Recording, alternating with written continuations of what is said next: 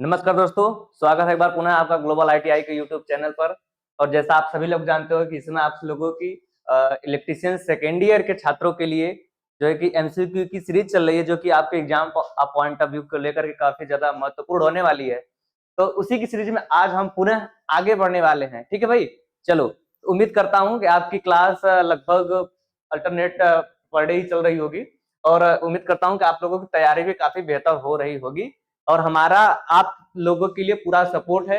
आप लोगों को यदि कोई क्वेश्चन में कोई क्वेरी हो, कोई कंफ्यूजन हो, हमको जो है कि कमेंट करें, हम आपके प्रॉब्लम को सॉल्व करने की पूरी कोशिश करेंगे। ठीक है भैया, चलो। तो आज हम लोग को ये हमारी जो है कि लगभग 9वीं क्लास है ना भाई। चलो, 9वीं क्लास है, ठीक है। तो और 9वीं क्लास में मुझे लगता है इससे हम लोगों को चल रहा होगा इंसुलेशन वगैरह से रिलेटेड क्लासेस। ठीक है भाई, चलो। तो वीडियो को स्टार्ट करने से पहले थोड़ा आप लोगों को इन्फॉर्मेशन दे देना चाहता हूँ कि जिन भाइयों को लगता है कि वे जो है कि अपने एग्जाम के लिए हम तो आपके लिए बहुत कुछ कर ही रहे हैं लेकिन आप अपने से कुछ करना चाहते हो, तो आप क्या करोगे भाई?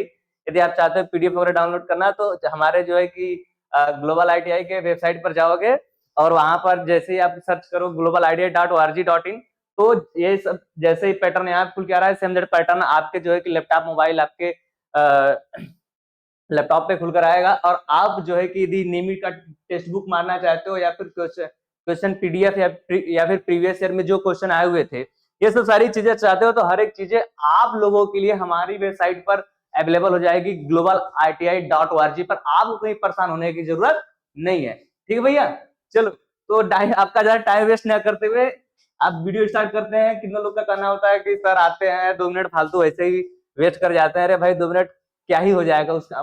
2 मिनट से ज्यादा तो हम पौना घंटा तो पढ़ा भी देते हैं। ठीक है भाई, चलो। तो वीडियो स्टार्ट करते हैं, और आपका क्वेश्चन आपके सामने रहा ये। चलो, पहला क्या है? What is the capacitance value of a capacitor that requires 0.5 coulomb to charge to 35 volt? यानी एक संधारित्र की धारिता की वैल्यू क्या होगी यदि 35 वोल्ट के लिए 0.5 कूलम आवेश की आवश्यकता हो? इसमें तो मुझे नहीं लगता कि बहुत बड़ा टॉप है। चलो भाई, देख लेते हैं। आपको दिया voltage V equal to 35 volt, ठीक है भैया। और कूलम यानी चार्ज आवेश Q का मान दिया है कितना? 0.5 कूलम, ठीक है। चलो, आपसे C का मान पूछा है। आप सभी लोग जानते हो भैया C इक्वल टू होता है Q बाई V। ठीक है भैया, चलो।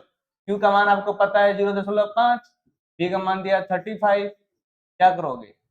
5/350 बराबर 1/70। इसको भाग दोगे तो मेरे ख्याल से 0.014 फैराड आने वाला है। तो आपका answer number A best answer होगा। ठीक है भाई, चलो। मेरे ख्याल से किसी कोई प्रॉब्लम नहीं होना चाहिए, क्योंकि ये फार्मूला बेस्ड क्वेश्चन है, इसमें कुछ समझाने की जरूरत ही नहीं है। ठीक है भाई, चलो। अगला देखो क्या है अगला। Which material is use as a wedges in a binding process? यानी बाइंडिंग जब आप करते हो तो उसमें वेजेज के रूप में किस चीज का प्रयोग करते हो? देखो, आप जब जहाँ पे बाइंडिंग वगैरह होती है, मोटर्स की दुकान पर जाओगे देखोगे, तो वहां पे बाइंडिंग करते समय जो स्लॉट में हम जब बाइंडिंग करते हैं, तो उसमें जो है कि एक लकड़ी का जो है कि इंसुलेटिंग मटेरियल रखते हैं। ठीक है, उसको हम क्या बोलते हैं? वेज। तो वो एक्चुअली होता है किसका है भैया? बंबू का। किसका होता है भैया? बंबू का, यानी बांस का। ठीक है, तो ऑप्शन नंबर सी आपका बेस्ट आंसर होगा। ठीक है भाई, चलो। अगला क्वेश्चन आपके सामने रहा।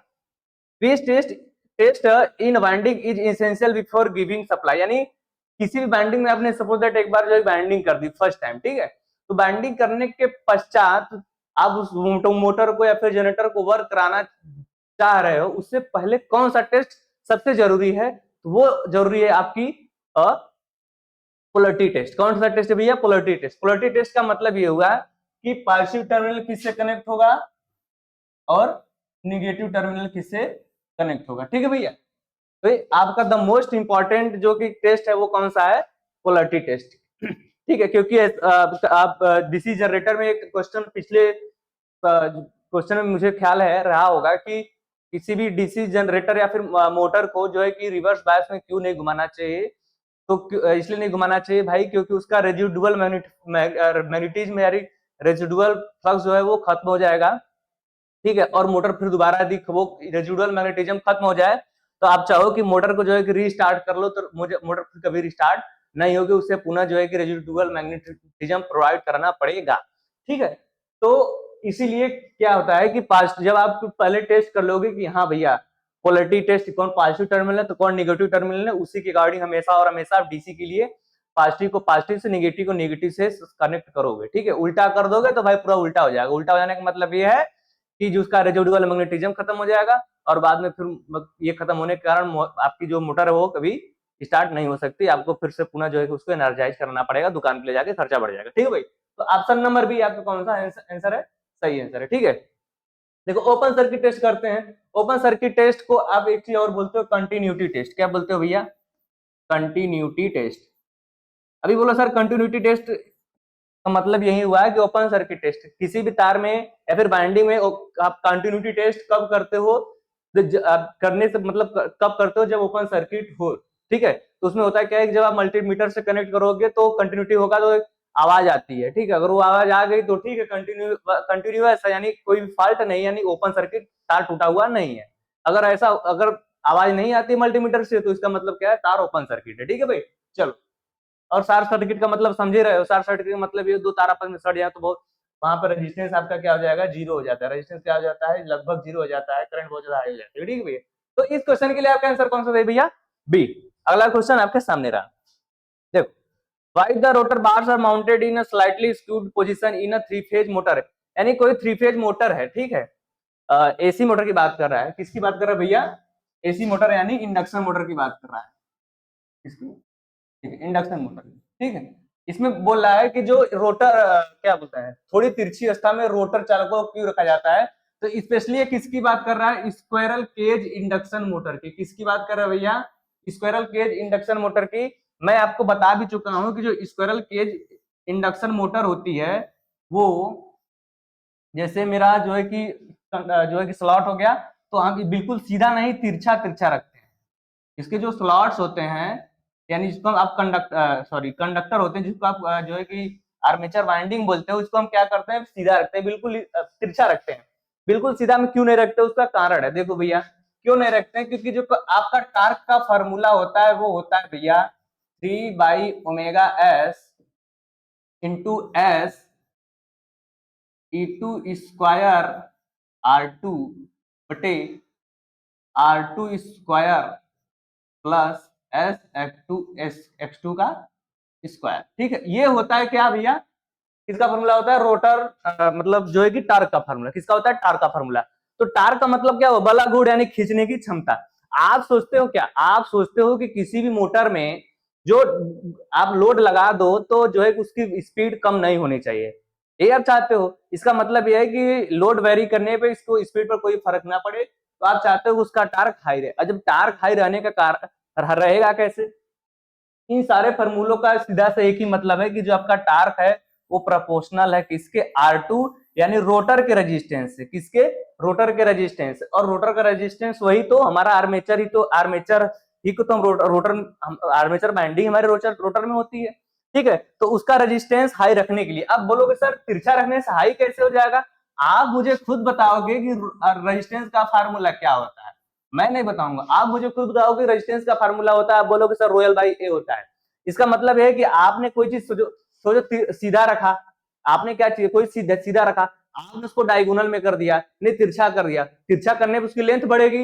इसका मतलब है कि लेंथ बढ़ेगा, इसका मतलब क्या है, रेजिस्टेंस बढ़ेगा। इसका मतलब क्या है, रेजिस्टेंस बढ़ेगा। रेजिस्टेंस बढ़ने का मतलब क्या है सर, रेजिस्टेंस बढ़ेगा तो टार्क बढ़ेगा, यही तो। रेजिस्टेंस बढ़ेगा तो आप बोलोगे सर टार्क बढ़ेगा। ठीक है, तो इसीलिए हम क्या करते हैं, जो है कि टार्क बढ़ाने के लिए ही क्या करते हैं भैया, उसको रोटर कंडक्टर को स्क्वायरल केज इंडक्शन मोटर के रोटर कंडक्टर को क्या करते हैं भैया, तिरछा रखते हैं। ठीक है, चलो देखो, तो देखो कौन सा ऑप्शन दिखा रहा है भैया, जनरेट मैक्सिमम फ्लक्स, जी बिल्कुल नहीं। रिड्यूस द स्ट्रे लॉसेस, नहीं।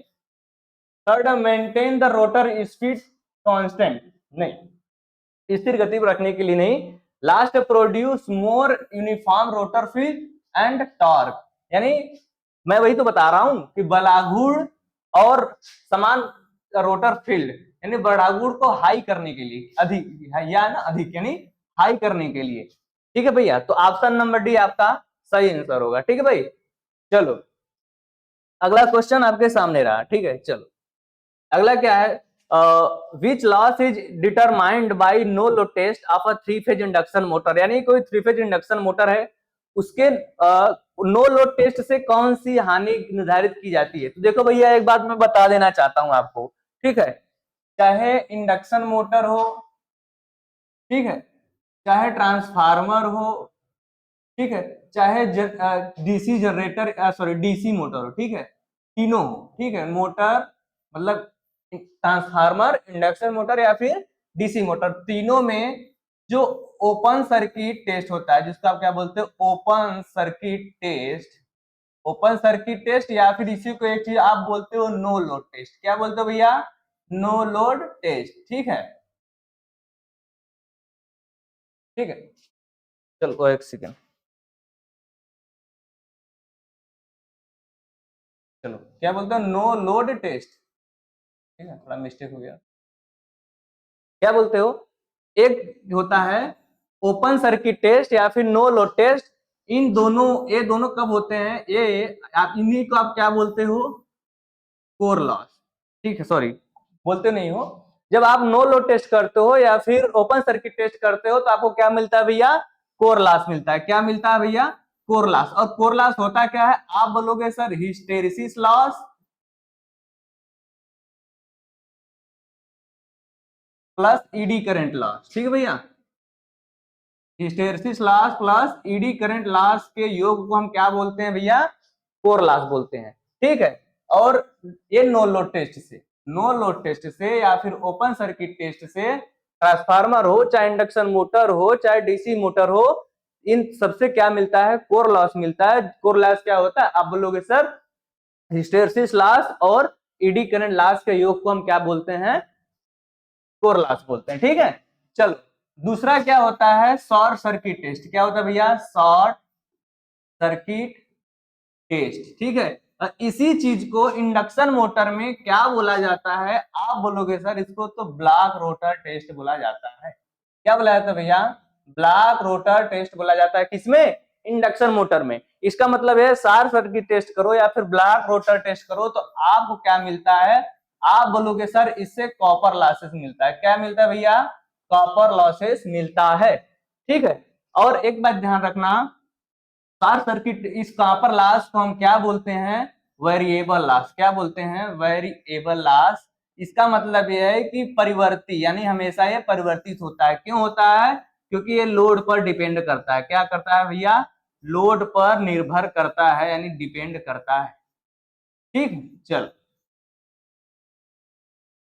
लेकिन आप जो कोर लॉस होता है ये, इसको हम फिक्स लॉस बोलते हैं। क्यों, क्योंकि ये लोड पर डिपेंड नहीं करता है, ठीक है भैया। चलो तो ये मैंने कहानी बता दी, तो आपको बोल रहा है कि नो लोड टेस्ट से कौन सी हानि निर्धारित होती है। आप बोलोगे सर नो लोड टेस्ट से हमेशा और हमेशा कोर लॉस होगा।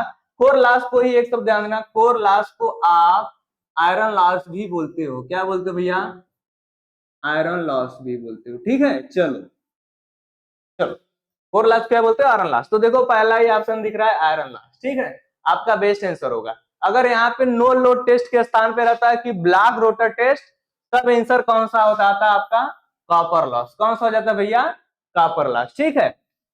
और क्या मैं फ्रिक्शन लॉस और विंडेज लॉस के बारे में कल पिछली वीडियो में नहीं बताया था कि ये दोनों लॉसेस हमेशा रोटेटिंग मशीन में, यानी कोई सी भी जनरेटर हो, चाहे मोटर हो, कोई सी भी इंडक्शन मोटर जनरेटर हो या फिर डीसी जनरेटर मोटर हो, यानी जिसमें रोटेटिंग पार्ट होगा यानी घूमने वाला भाग होगा, उसमें घर्षण हानि और वायु हानि होना तय और तय है। लेकिन ये क्वेश्चन नहीं पूछेगा, क्वेश्चन आपसे ये पूछेगा कि वह कौन सी मशीन है जिसमें फ्रिक्शन लॉसेस और विंडेज लॉसेस नहीं होता है। आप बोलोगे सर ट्रांसफार्मर में। किसमें भैया, ट्रांसफार्मर में। कोई बोलेगा क्यों, आप बोलोगे सर उसमें कोई घूमने वाला पार्ट ही नहीं होता, तो कहां से घर्षण होगा, कहां से जो है कि वायु प्रवेश करेगी, कहां से वायु हानि होगी, ठीक है भैया। चलो तो इस क्वेश्चन का आंसर आपका ए नंबर सही है, ठीक है भैया। चलो अगला क्वेश्चन आपके सामने रहा, देखो which method of speed control two variables speed only obtain in a three phase motor, यानी कोई थ्री फेज मोटर में है, उसकी गति नियंत्रण करने के लिए सिर्फ और सिर्फ दो चर गतियां प्राप्त हो सके, वैसी कौन सी विधि है, ठीक है। तो तो पहली बात ध्यान रखो, जो रोटर रियोस्टेट कंट्रोल मेथड है, इसका मतलब रियोस्टेट का मतलब ही होता है रेजिस्टेंस। रियोस्टेट का मतलब होता है वेरिएबल रेजिस्टेंस। क्या होता है? वेरिएबल रेजिस्टेंस यानी परिवर्ती प्रतिरोध। ठीक है, तो देखो जब आप ये करोगे रियोस्टेट कंट्रोल मेथड करोगे तो आपने डीसी मोटर में पढ़ा होगा कि जब इसको आप रोटर में कर रहा है ना, रोटर का मतलब क्या हुआ? आर्मेचर में।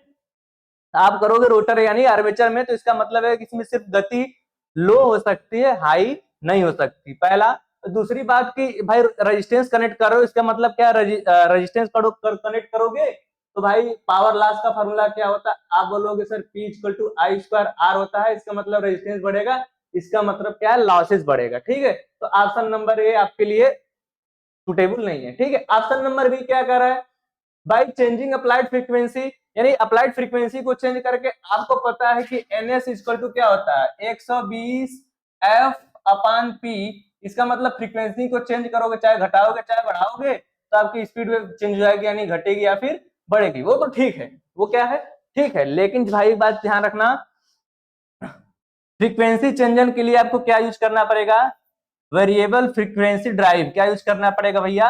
वेरिएबल फ्रीक्वेंसी ड्राइव, यानी आपको साइक्लो कन्वर्टर यूज करना पड़ेगा। साइक्लो कन्वर्टर क्या करता है कि फ्रीक्वेंसी को क्या करता है? चेंज करता है। जो लेकिन ठीक है, लेकिन हमेशा जो है कि आपको पता होना चाहिए कि सप्लाई वोल्ट जो है कि रोटर फ्रीक्वेंसी जो है कि आपकी क्या होती है? स्टेटर फ्रीक्वेंसी से काफी छोटी होती है, तो उस फ्रीक्वेंसी को पाना काफी टफ काम हो जाता है। इसलिए आप इस मेथड को भी सेकंड मेथड को भी क्या करोगे? अप्लाई नहीं करोगे। ठीक है, चलो अगला है by changing the applied voltage, यानी वोल्टेज को चेंज करके। इसका मतलब है कि सप्लाई वोल्टेज को कम दो तो भाई रोटेटिव मैग्नेटिक फील्ड उत्पन्न कम होगा और जो है कि आपकी स्पीड कम हो जाएगी। ठीक है, और बढ़ाओगे तो बढ़ जाएगी। ठीक है, हम मान रहे हैं, बट लेकिन एक बात ध्यान रखना, कम करोगे तब तो ठीक है, लेकिन यदि आप अपने ओवर वोल्टेज सप्लाई दे दिया, ओवर वोल्टेज सप्लाई दे दोगे मेरे भाई, बात ध्यान रखना कि जो है कि ओवर हीटिंग होने लगेगी। होता है ना कि किसी मोटर की अपनी क्षमता होती है, भाई इससे ज्यादा वोल्टेज आप दोगे तो उस पर जो है कि क्या करेगी? मोटर जल जाएगी। ठीक है, तो मतलब घटाने के लिए ठीक है, बढ़ाने के लिए ठीक नहीं है। तो ऑप्शन नंबर इसकी वजह से 3 जो गलत हो जाएगा। लास्ट ऑप्शन क्या है? By changing the number of stator pole, यानी पोल की संख्या को चेंज करके। ठीक है, पोल की संख्या को चेंज करके। तो अब बताओ एनएच बराबर क्या होता है?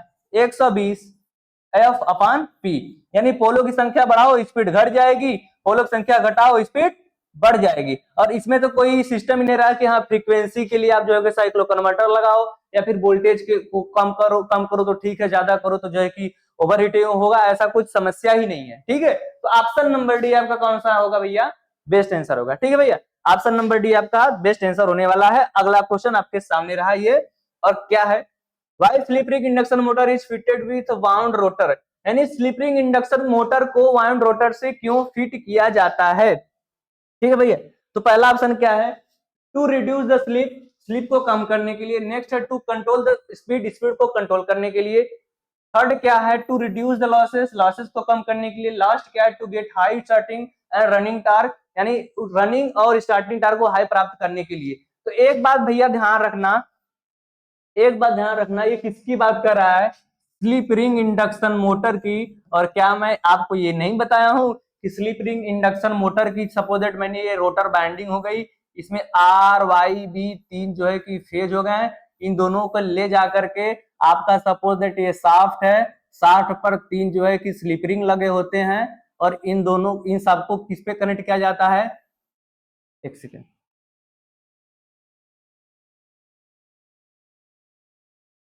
ठीक, रोटर है उसमें जो है कि आपकी आर वाई बी तीन जो है बाइंडिंग है, और उनको किससे कनेक्ट किया जाता है? आप बोलोगे सर स्लिप रिंग से कनेक्ट किया जाता है। स्लिप रिंग से कनेक्ट करोगे तो क्यों कनेक्ट इसलिए किया जाता है? मैं बताया था कि आप जो है कि इसमें स्टार रेजिस्टेंस जितना चाहो उतना क्या कर सकते हो? जोड़ सकते हो। क्या कर सकते हो? जोड़ सकते हो। अब बोलोगे क्यों जोड़ सकते हैं? आप बोलोगे सर अभी तो आपने बताया कि टार का फार्मूला होता है, आपने बताया टार का क्या फार्मूला होता है?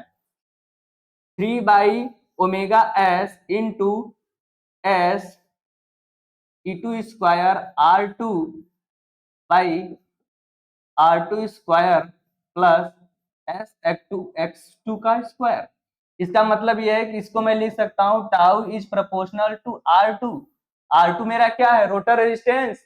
R2 मेरा क्या है, रोटर रेजिस्टेंस। इसका मतलब यदि R2 रोटर रेजिस्टेंस हाई रखेंगे तो टार्क भी हमारा हाई मिलेगा, ठीक है। तो इसीलिए स्लिप रिंग इंडक्शन मोटर में हम जो है कि स्लिप रिंग का यूज करके तीनों वाइंडिंग को एक साथ जोड़ देते हैं।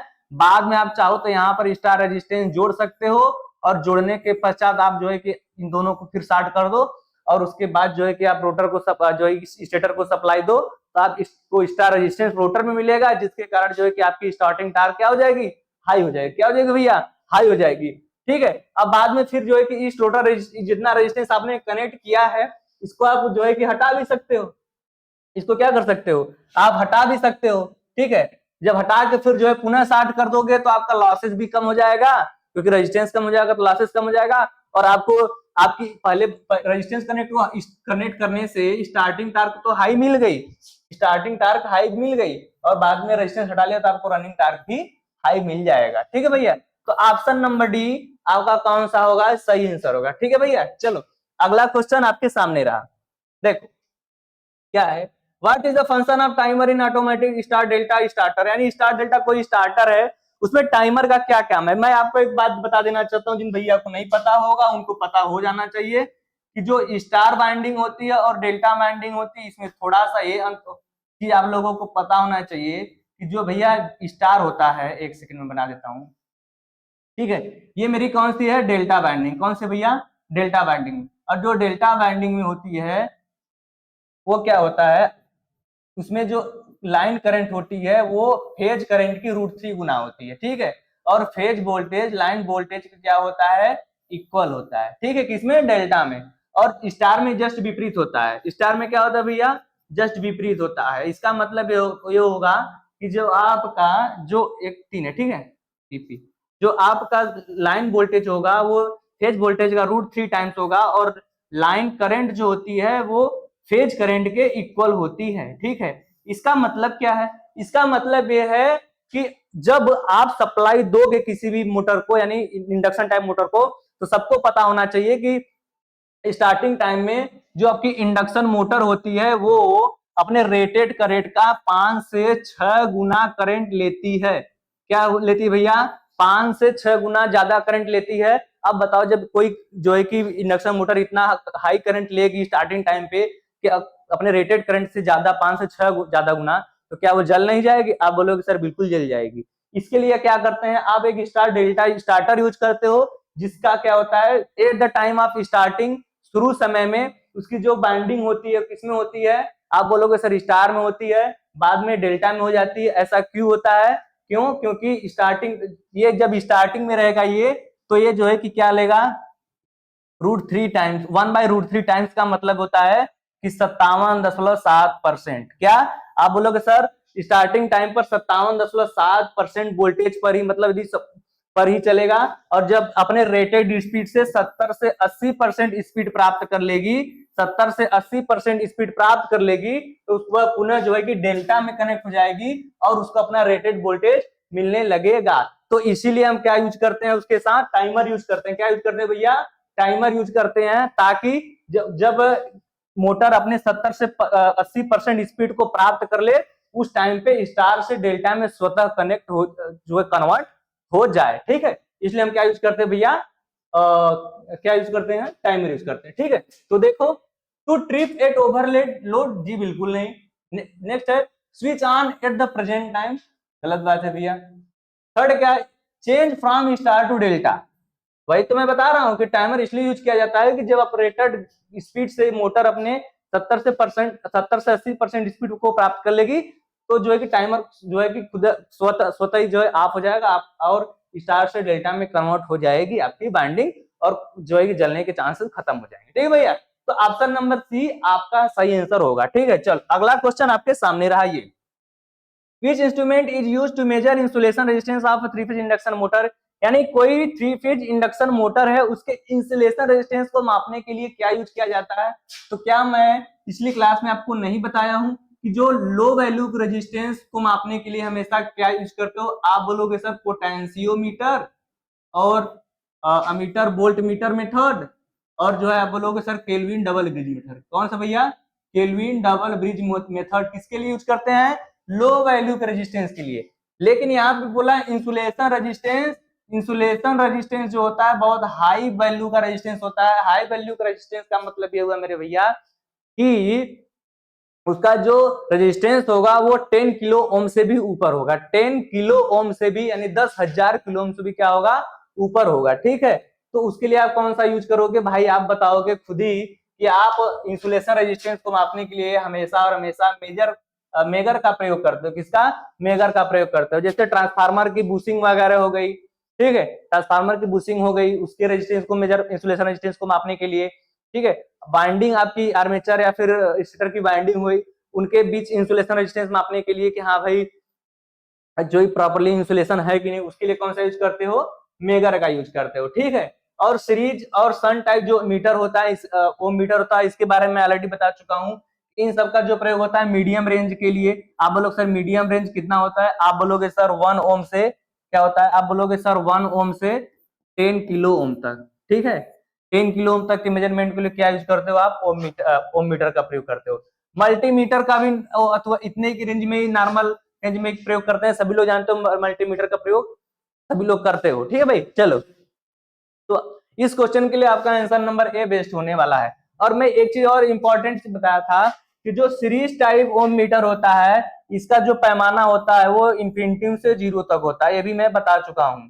ठीक है, और जो सन टाइप होता है इसका जस्ट विपरीत होता है, इसका पैमाना 0 से लेकर इंफिनिटी तक होता है। ठीक है, तो इस क्वेश्चन के लिए आपका ए नंबर जो रहेगा सही आंसर रहेगा। अगला क्वेश्चन आपके सामने रहा और क्या कह रहा है सुनो। Twist test in winding is illustrated, यानी जो चित्र दिखाया गया है उसमें कौन सी टेस्ट को दर्शाया गया है? तो अगर नहीं आपको दिख रहा होगा तो मैं बता देना चाहता हूं। देखो भैया, ये क्या है? ये क्या है? आपकी स्टेटर है। क्या है ये? स्टेटर है। क्या है? स्टेटर है। दिख तो रहा है, चलो, ये क्या है? स्टेटर है। और देखो मैंने मान लिया कि ए एन पोल है, ए एस पोल है, ये फिर एन पोल है और ये एस पोल है। ठीक है, और यहां से आपने क्या दिया है? सप्लाई दिया है। क्या दिया भैया? सप्लाई दिया है। और यहां से दो तार निकल के आ रहा है, मैं बता रहा हूं कि हो क्या रहा है। चलो, तो देखो ये एक्चुअली है किसका है? पोलैरिटी टेस्ट का है चित्र। कैसा है? किसका है? पोलैरिटी टेस्ट का। आप इसमें करते क्या है? देखो, आप क्या करोगे, इसमें रोटर नहीं रखोगे। पहली बात कि इसमें रोटर नहीं रखोगे, सिर्फ स्टेटर है। स्टेटर पे आपने क्या किया जो है कि आपने पॉजिटिव इधर एक नेगेटिव यानी जो है कि डीसी सप्लाई दोगे। किसमें? स्टेटर में। जब आप स्टेटर में डीसी सप्लाई दोगे तो इसका मतलब यह है कि इलेक्ट्रोमैग्नेट बन गया। इसका मतलब यह है कि यहाँ पे जो है एन और एस, जैसे मैंने यहाँ पे एनएस एनएस एनएस बना दिया, जो है कि आपका पोल क्या हो जाएंगे? क्रिएट हो जाएंगे। जब पोल क्रिएट हो जाएंगे तो अब टेस्ट कैसे करोगे? आप इसके बीच में एक ले जाओगे, क्या? कंपास ले जाओगे। क्या ले जाओगे? कंपास ले जाओगे। ठीक है, क्या ले जाओगे भैया? कंपास। और आपको पता है कि कंपास हमेशा जो है कि रखने पर किसी भी डायरेक्शन में आप कहीं भी रख दो, हमेशा और हमेशा एन और एस डायरेक्शन में रुकता है। सबको पता है? बोलोगे हाँ सर रुकता है, बिल्कुल एनएस में रुकता है। मैं आपसे कहूंगा कि चलो भाई, जब एनएस में रुकता है तो आप बताओ कि आपने सप्लाई तो दे दिया, ठीक, अब जो है कि कंपास को इस स्टेटर के बीच में ले जाओ। और जब बीच में ले जाओगे पोल नंबर सपोज दैट एन पे, यहां पे आप ले गए, ठीक, उसको क्या करोगे? सरकाओगे, एन से फिर एस पे लाओगे, एस से एन पे लाओगे, फिर एन से फिर एस पे लाओगे। ठीक है, अब जब यहाँ पे एन पर है, अब एन से फिर जो है कि एस पर लाए तो उसकी दिशा परिवर्तित हो जानी चाहिए। यदि एन पे है तो एस पे, एस पे है तो एन पे हो जानी चाहिए। फिर जो है एस पे लाए, एस से फिर एन पे गए तो जो दिशा एन पे एस पे थी उसका जस्ट विपरीत यानी दूसरे दिशा में मुड़ जाना चाहिए। यदि मुड़ जाता है इसका मतलब वो है क्या है कि ठीक है, उसकी प्रोटी क्या है? ठीक है। अगर नहीं मुड़ता है, जिस डायरेक्शन में जहां यन पे रुका था उसी डायरेक्शन, वहां यन से फिर यस पे सरकाने पर भी उसी डायरेक्शन में रुका है, इसका मतलब यह है कि पोलैरिटी गड़बड़ है। क्या है?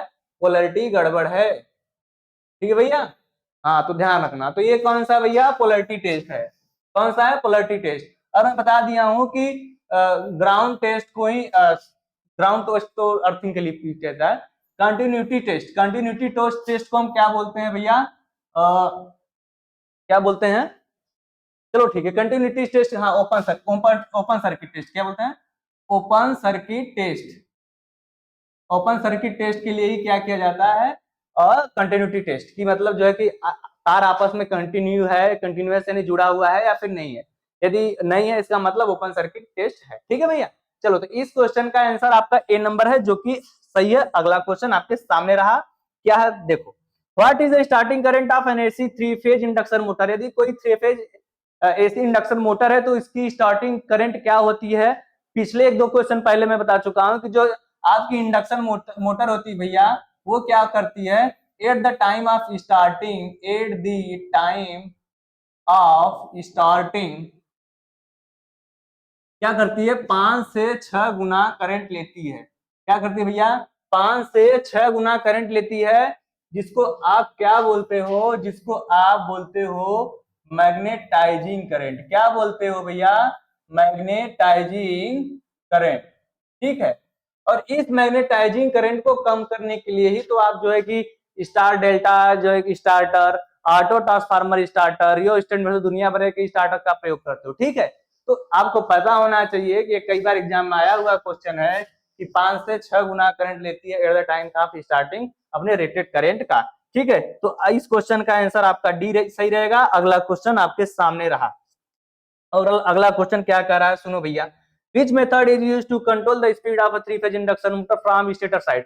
यानी स्टेटर साइड से थ्री फेज इंडक्शन मोटर को यदि आपको नियंत्रित करना है तो आप किस विधि का प्रयोग करोगे। मेरे भैया एक चीज हमेशा और हमेशा याद रखना, कैस्केड कनेक्शन का मतलब होता है सीरीज कनेक्शन। कैस्केड का नॉर्मल यदि हिंदी में मतलब समझो तो उसका मतलब होता है श्रेणी में। तो हमेशा और हमेशा जो कैस्केड कनेक्शन होता है वो किसके साथ होता है, आप बोलोगे सर रोटर में होता है। किसके साथ होता है, रोटर में। ठीक है, इसमें करते क्या है, कैस्केड कनेक्शन में जिस भी मोटर के स्पीड को कंट्रोल करना पड़ता है, कोई सी भी हो। ठीक है, मतलब इंडक्शन मोटर में स्लिपिंग इंडक्शन मोटर हो चाहे स्क्विरल केज इंडक्शन मोटर हो, लेकिन हमेशा और हमेशा जो पहली मोटर होगी वो कौन सी यूज की जाएगी, आप बोलोगे sir slipping induction motor use की जाएगी। ठीक है भैया, क्यों यूज की जाएगी नेक्स्ट क्वेश्चन में आएगा बताऊंगा। ठीक है, अगला क्वेश्चन क्या है, अगला क्वेश्चन है आंसर क्या है कि बाय रोटर रियोस्टेट कंट्रोल, यानी रोटर रियोस्टेट कंट्रोल मेथड द्वारा। तो ठीक तो है कि किस विधि का प्रयोग किया जाता है, स्टेटर साइड से। ठीक है, चलो तो ये भाई रोटर से आप रोटर में कनेक्ट कर रहे हो, इसमें क्वेश्चन में क्या दिया है स्टेटर साइड से कनेक्ट करना है, तो गलत हो गया। चलो तीसरा क्या है, by EMF injection in rotor circuit. तो देखो ईएमएफ इंजेक्शन हो गया, चाहे कैस्केड में तो मान लीजिए जो है कि एक कंपलसरी है, सिर्फ आपका स्लिपिंग इंडक्शन मोटर एक कंपलसरी है। लेकिन जो ईएमएफ इंजेक्शन मेथड है ये सिर्फ और सिर्फ किसमें दिया जा सकता है, स्लिपिंग इंडक्शन मोटर में दिया जा सकता है। क्यों, क्योंकि मैं बता चुका हूं अभी मेरे भैया कि स्लिपिंग इंडक्शन मोटर में आर वाई बी तीनों फेज की वाइंडिंग को आप लेकर के स्लिपिंग पे कनेक्ट करते हो। उसके बाद आप जो है इसमें रेजिस्टेंस ऐड करो, चाहे स्टार्टिंग टार्क हाई देने के लिए, चाहे जो है कि आप स्पीड कंट्रोल के लिए उसमें जो है कि ईएमएफ इंजेक्ट कीजिए। तो स्लिपिंग इंडक्शन मोटर में क्या है वो पॉसिबल है। स्क्वायरल केज में ऐसा कुछ होता ही नहीं है, स्क्वायरल केज में तो डायरेक्ट आपका ऐसा ऐसा होता है। ठीक है, ऐसा ऐसे मैं बताया था अभी अभी, तो इसमें कहां से तुम कुछ भी कनेक्ट कर सकते हो, तो ये नहीं कर सकते। लास्ट ऑप्शन क्या है, और वैसे भी ये रोटर साइड से मेथड है, वैसे भी ये रोटर साइड से पूछा स्टेटर साइड से। तो लास्ट देखो by changing applied the frequency, frequency change करके आपको पता ही है, मैं बता चुका हूं पिछली वीडियो में कि इंडक्शन मोटर में सप्लाई आप कहां देते हो, हमेशा और हमेशा किस पे देते हो, स्टेटर साइड से देते हो। किससे देते हो भैया, स्टेटर साइड से देते हो। आपको पता है NS = 120 F/P, तो हमेशा जो है कि दिया है कि अप्लाइड फ्रीक्वेंसी को चेंज करे, फ्रीक्वेंसी चेंज करके आप जो है कि स्पीड को चेंज कर सकते हो। ऑप्शन नंबर डी आपका बेस्ट आंसर होगा। ठीक है भाई, चलो अगला क्वेश्चन आपके सामने रहा, क्या है, what is the speed control method of three phase induction motor. यानी जो है स्पीड कंट्रोल मेथड दिया गया है वो कौन सा मेथड है, तो मैं आपको बता देना चाहता हूं मेरे भैया।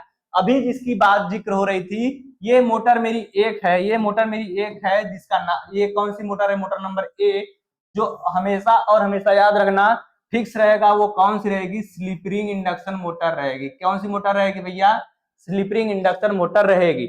ये मेरी क्या है, थ्री फेज सप्लाई है। क्या है, थ्री फेज सप्लाई है। ठीक है, अब थ्री फेज सप्लाई बस बार है, आपने three phase induction slipping induction motor लगा दिया, आग लगा दिया भैया। ठीक है, अब आपको पता है कि मोटर की क्या होगी, शाफ्ट होगी। एक मोटर की शाफ्ट निकली दूसरे मोटर से कनेक्ट हो गई। जो कौन सी होगी हमेशा भैया याद रखना, स्क्विरल केज इंडक्शन मोटर होगी। कौन सी होगी? स्क्विरल केज इंडक्शन मोटर होगी। अब अभी मैं बताया कि ये क्या है, शाफ्ट पे क्या लगा रहता है, स्लिप रिंग लगा रहता है, लेकिन किस पे लगा रहता है? स्लिप रिंग इंडक्शन मोटर में लगा रहता है, स्क्विरल केज में नहीं। इसका मतलब फिक्स है कि हमेशा और हमेशा ये स्लिप रिंग इंडक्शन मोटर ही होगी, ठीक है। और ये कोई भी हो सकती है, स्क्विरल केज भी हो सकता है, स्लिप रिंग इंडक्शन मोटर दोनों हो सकती है, लेकिन ये फिक्स रहेगा, ठीक है।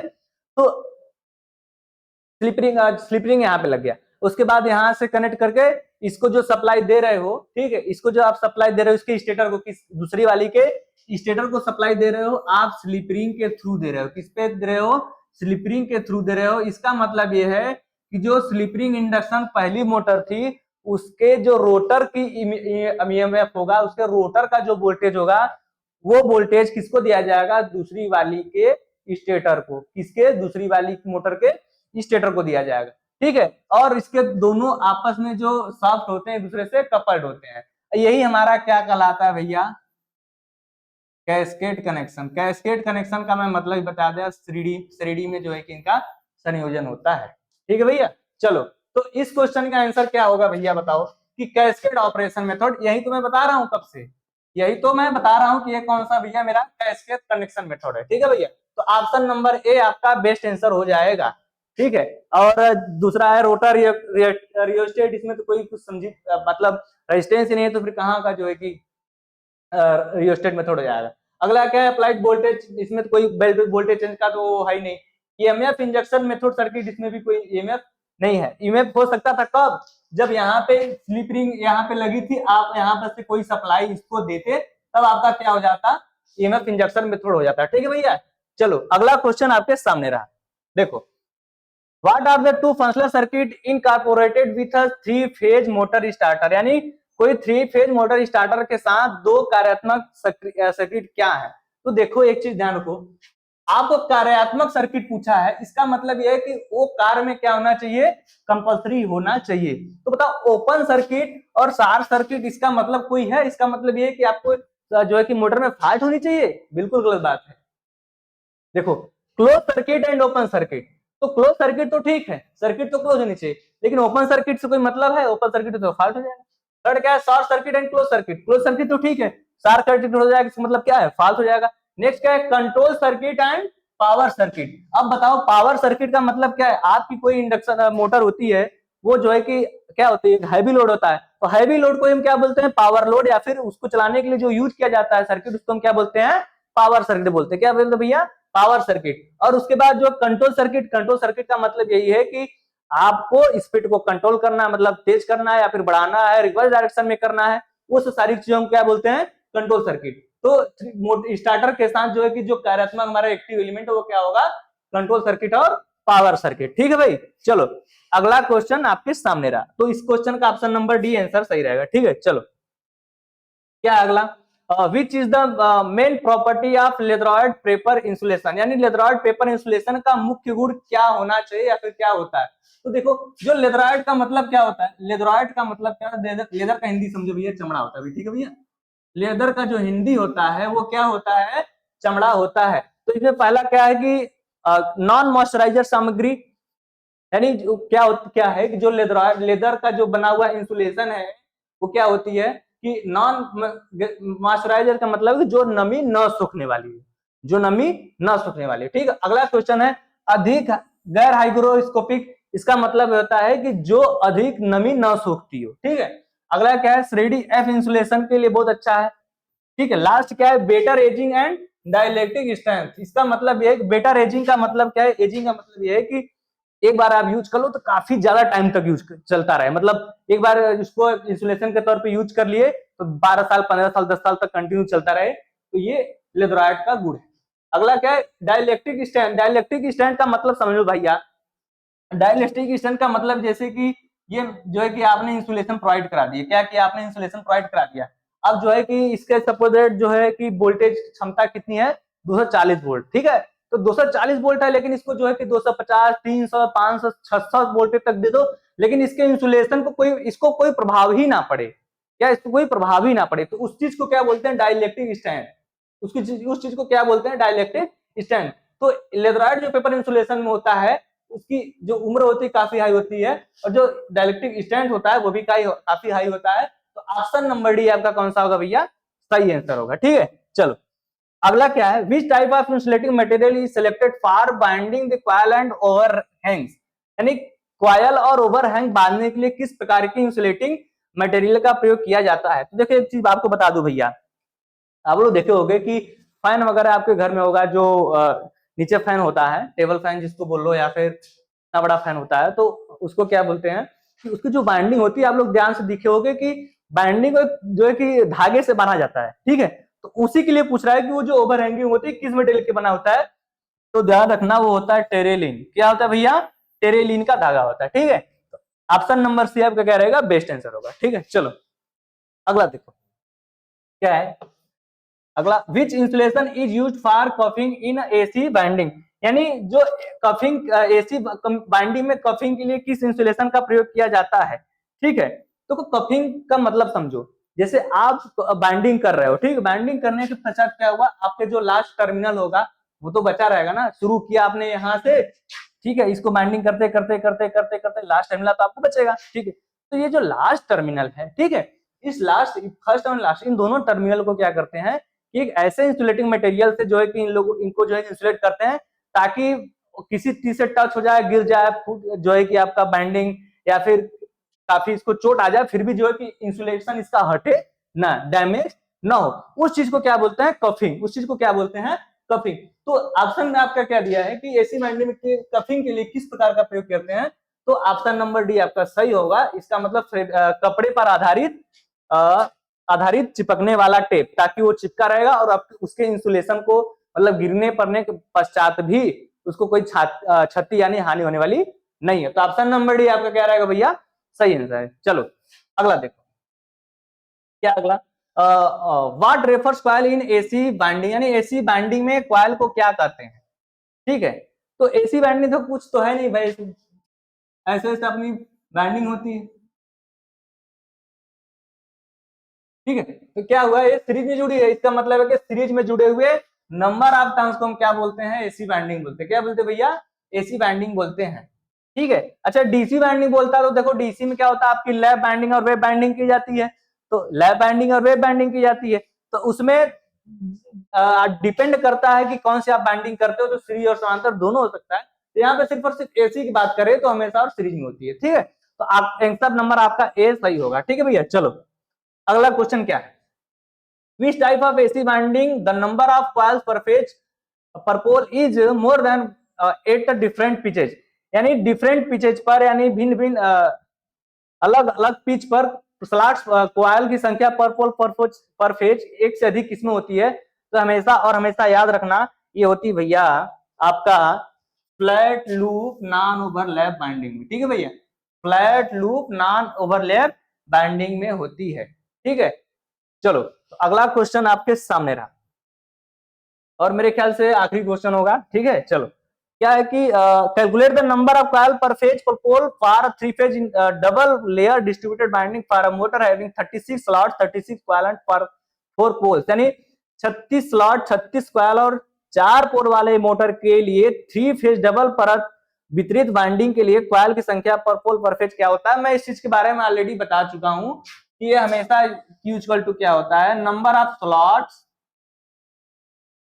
पर पोल पर फेज, या फिर इसको इसी चीज का क्या बोल सकते हो, नंबर ऑफ कॉइल्स पर पोल पर फेज। ठीक है, तो लगा दो भैया, कॉइल क्या है 36 स्लॉट या 36 कॉइल, 36 बटे पोलों की संख्या क्या है भैया 4। ठीक है, फिर क्या है, कौन सी आपकी थ्री फेज बाइंडिंग है ना भैया, three phase, number of phase क्या है 3, तो 4 3 12 12 3 36, तो आप क्या आ जाएगा 3, यानी 3 कॉइल पर पोल पर फेज। तो ऑप्शन नंबर ए कौन सा होगा, 3, यानी ए ऑप्शन आपका क्या होगा, सही आंसर होगा। ठीक है भाई, चलो अगला देखो। चलो तो आज तक का जो है कि वीडियो आप लोगों को पसंद आया तो वीडियो को लाइक करो, शेयर करो, और हमारे चैनल ग्लोबल आईटीआई को क्या करो भाई, ज्यादा से ज्यादा शेयर करो। ठीक है, और उम्मीद करता हूं कि आप लोगों को क्लास बहुत ही बेहतर समझ में आई होगी, और कुछ कमी हो तो आप जो है कि कमेंट करो, और अपनी तैयारी को जो है कि कंटिन्यूअस रखो। ठीक है भाई, तो आज के लिए इतना ही। बस करते हैं, मिलते हैं नेक्स्ट क्लास में, ठीक है भैया, चलो।